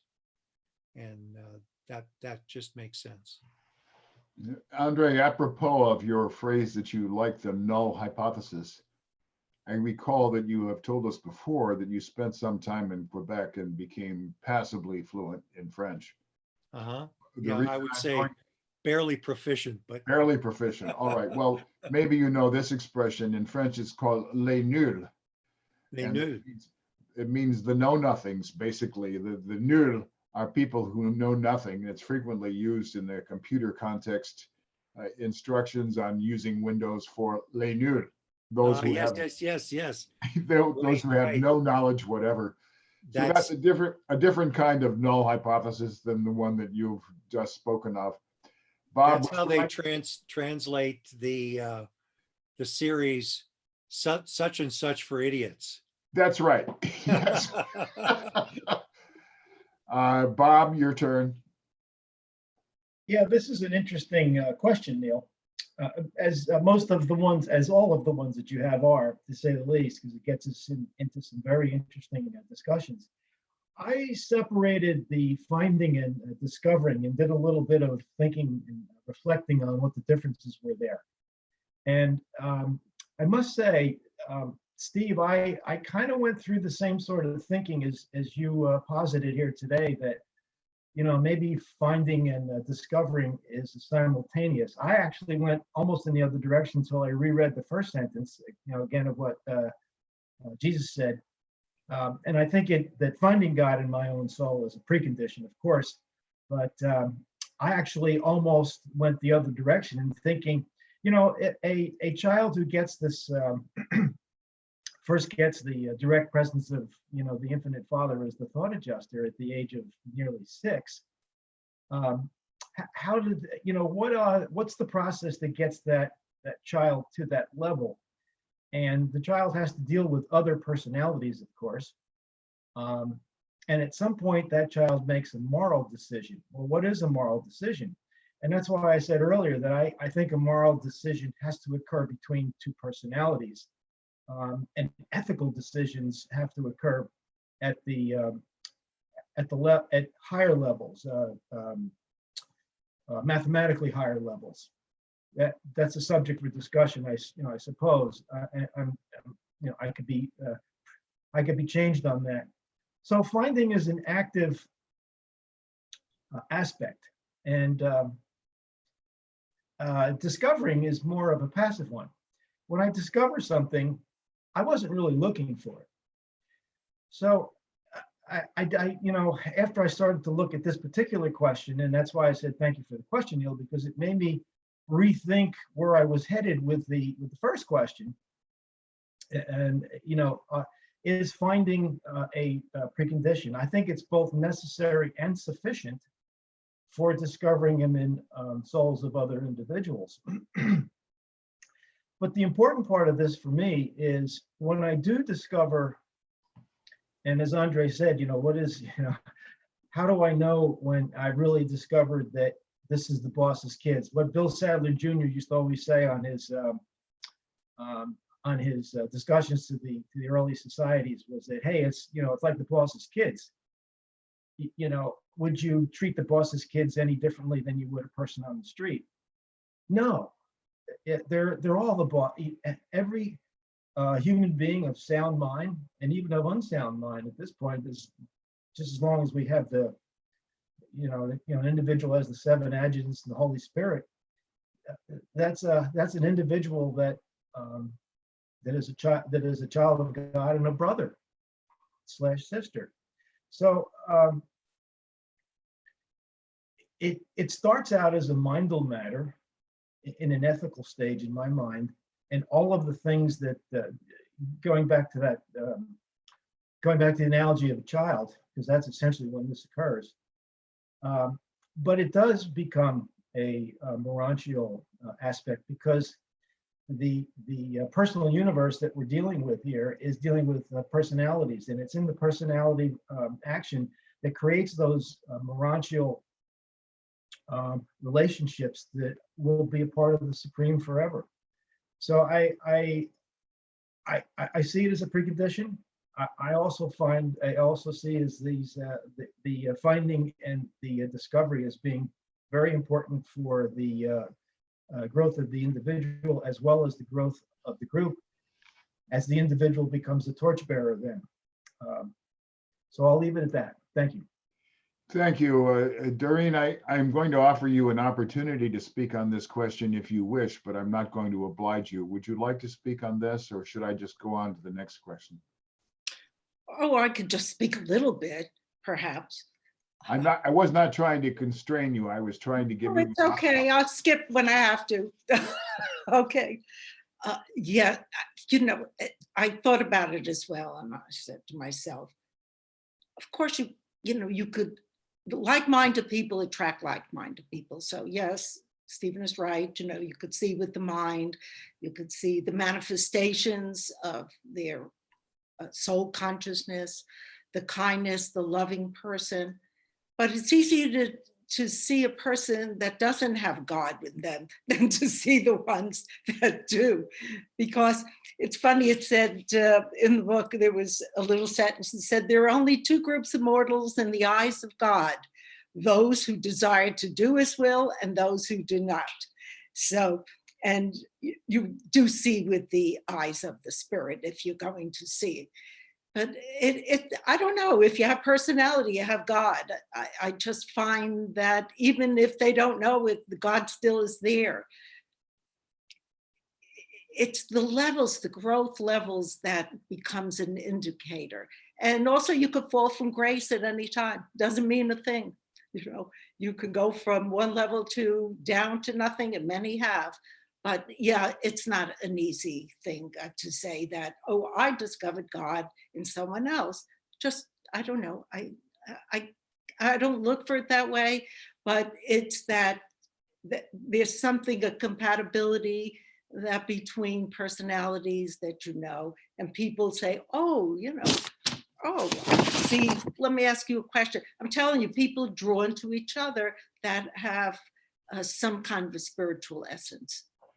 Let me reach back to some of the very interesting stories you've told about yourself in the past, namely occasions on which you met someone in the street, or perhaps in the subway or on a bus, and the person asked you a question, or you were able to tell something, pass along some idea or inspiration that might benefit the person, and maybe it did, or maybe the person rejected it. But in any case, what I'm looking for now is whether in these conversations, or at least some of these conversations, you sensed that God was in the other person who was inquiring, who was seeking God, perhaps. Did you have this feeling, or is it too general to be able to reach that conclusion? Oh no, they're curious. They come and ask me something, or I'll ask them something, and just, it's the drop, that little bit of, what do you call it? Something that they respond to. and they respond. And they say, I'm telling you, a woman, I don't know if I ever told you, from Bloomberg News, she worked for him, and I was on a train coming home from Boston. And she said, I was drawn to sit next to you. I'm doing research on ethics. And something said to me, sit next to this woman. And we had a wonderful conversation about it. What is it? So it's an energy, it's a force, it's hard to describe, but there's something that you recognize in other people. I mean, they could be atheists, but they still have a high consciousness, and they're still doing God's will, and they're still doing the work, just not recognizing maybe they're doubting. So, when you have a conversation with people, yeah, you drop a seed. And sometimes it takes, and many times it did. A lot of people asked me, to talk to them more, meet them for lunch, go out, or whatever. Could they call me on the phone? I don't know why. I'm friendly. And I think that's the first thing that they recognize. May I offer you at least a possible interpretation, which you are free, of course, to reject. It seems to me that from what you've said, at least it's possible that this woman who sat next to you on the train was sensing the presence of God in you. Must have been something, sure. Okay. And of course, that's a conclusion, but it means that, as Bob was saying earlier, we do sense a presence in other people. And maybe we sense also the presence of God in those people simply by reacting to them or being close to them in some human situation. Would you agree with that? Well, I would say when you're open and you smile and you look happy, you like people. It's just a given. They just are attracted to you. They like to talk to you because people are really lonely. And many guys call me up and talk to me because they feel, okay, it's safe to talk to you. You have something, maybe like a mother or whatever, to offer without judgment. So it isn't difficult. I'm telling you, it becomes so easy because people are really just seeking for other people, like Andre said at the beginning, to connect with. And maybe it's hard for them to talk to their friends or family. So it's easier to talk to a stranger. It just is. And of course, if they don't talk to me, I'll make sure I talk to them. But there is something that pulls me to say, I think this person would be open, to conversation. And I say 99% of the time they are. It's a wonderful experience. I honestly say everybody should try, at least try. People need each other. They do need each other. Bob would like to come in here. Go ahead.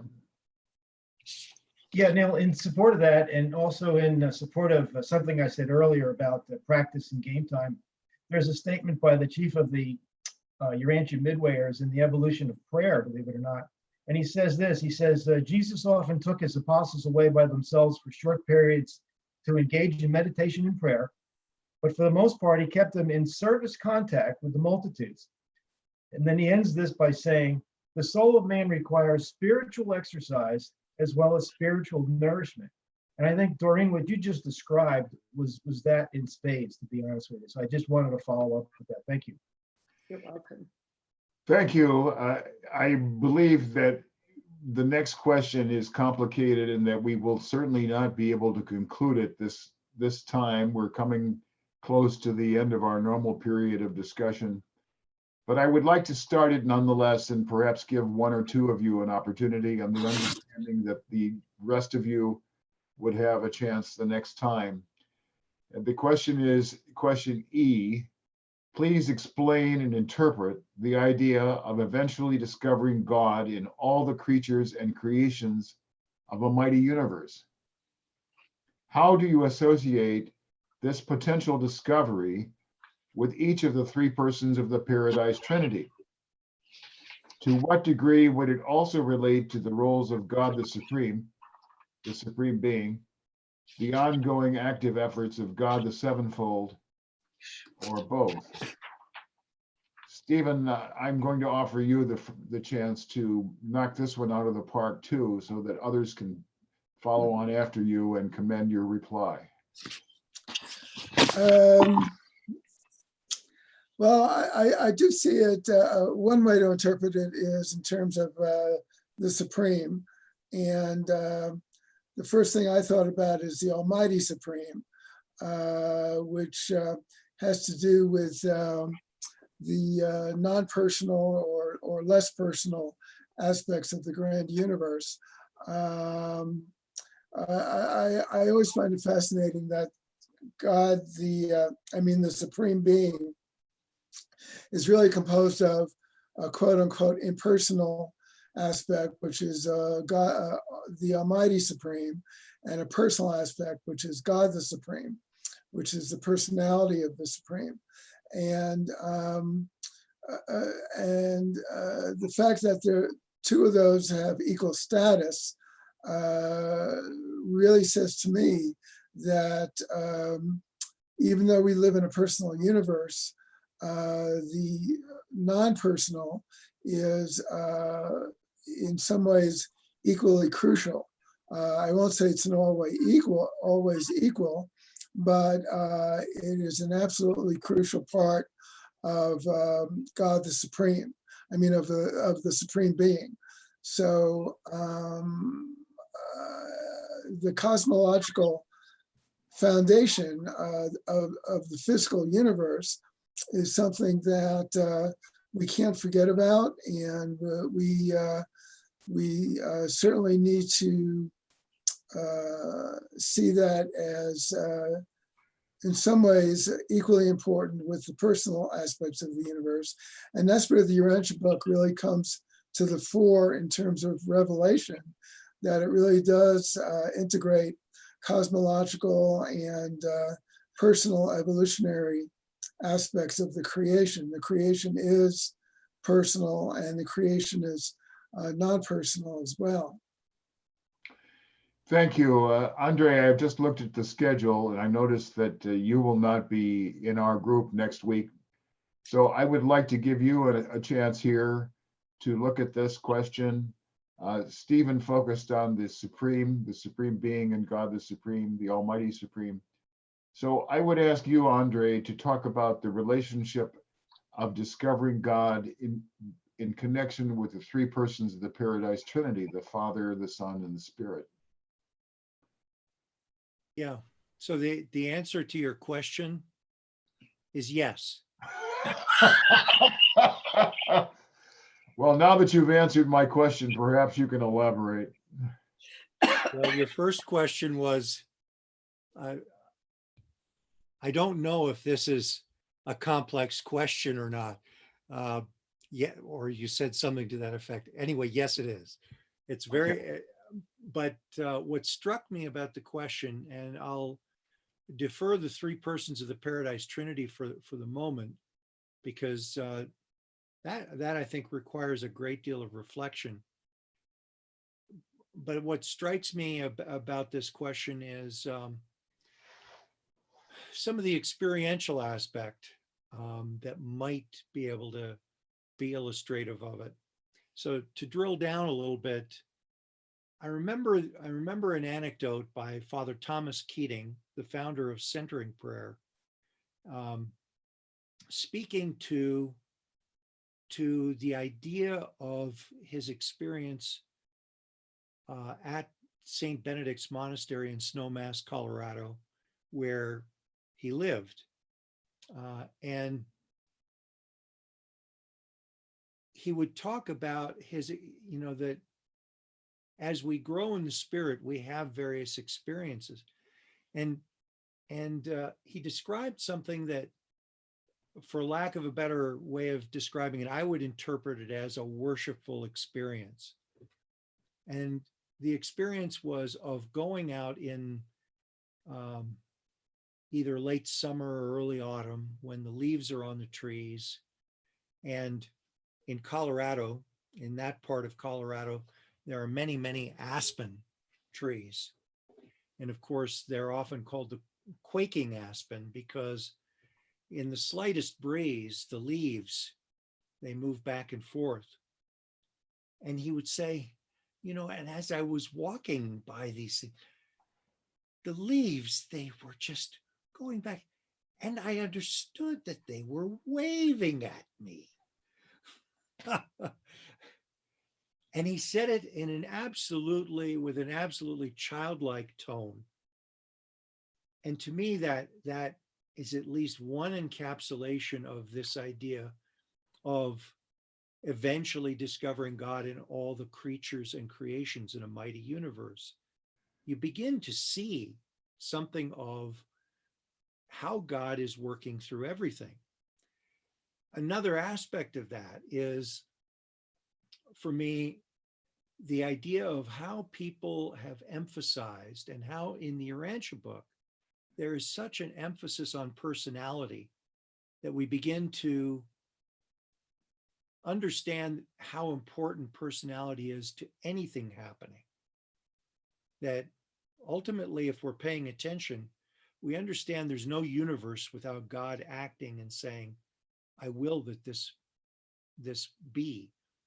And that God, in God's infinite way, put infinite thought into how this would come about. And lo and behold, it came about.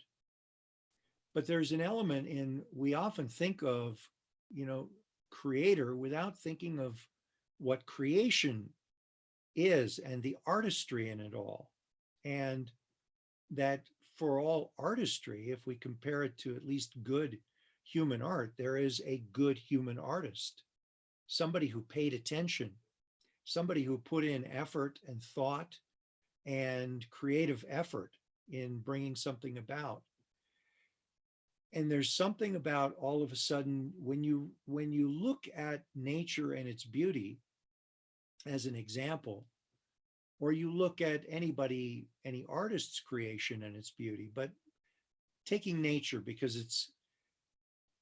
it's easy to look at nature and just see the beauty. But when you begin to imagine the artist as well, and what did the artist intend? Same thing you might do in an art gallery, when you're looking at a beautiful and magnificent piece of art. What did they intend? And you then begin to look at the work of the life carriers, and you say, what did they intend in bringing this about? And you realize that the life carriers are more artisans than artists, executing the will and the desires of an artist behind them, who was the master artist, the master son now, the creator son, who had that initial conception. You begin to look at that in a very different kind of a way. Now, translating this to the Son, the Father, and the Spirit, not necessarily in that order,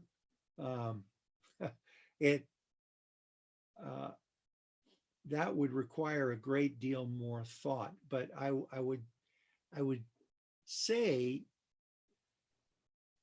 that it's an important thought. It's interesting that you put it in a question. It seems like it could be just academic or highly intellectual and trying to drill down too much. But then I remember the fact that when I was in Catholic Church, because I grew up Roman Catholic,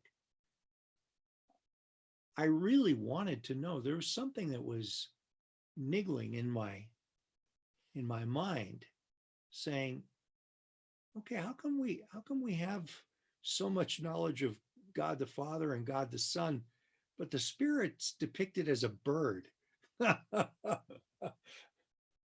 And so that became important to me, and the Urantia book answered those questions in greater depth than I could have imagined. And so, in honor to your question, I would just say that is a question that deserves much greater thought, and I will give it greater thought, but I don't have any ready answer for you now. Thank you very much. I believe that this is the right time for us to conclude the webinar today. I've enjoyed our discussion very much. All of you have shared extremely interesting, indeed intriguing insights. And now I will finally succumb to the temptation that in looking at the image of Bob sitting behind his desk, suddenly I feel the presence of a bookcase. But good evening, ladies and gentlemen, and we will certainly look forward to the next occasion. Thanks, everyone. Yeah. Forward to Bye, seeing you everybody. on Phase Bye. 7. Bye-bye.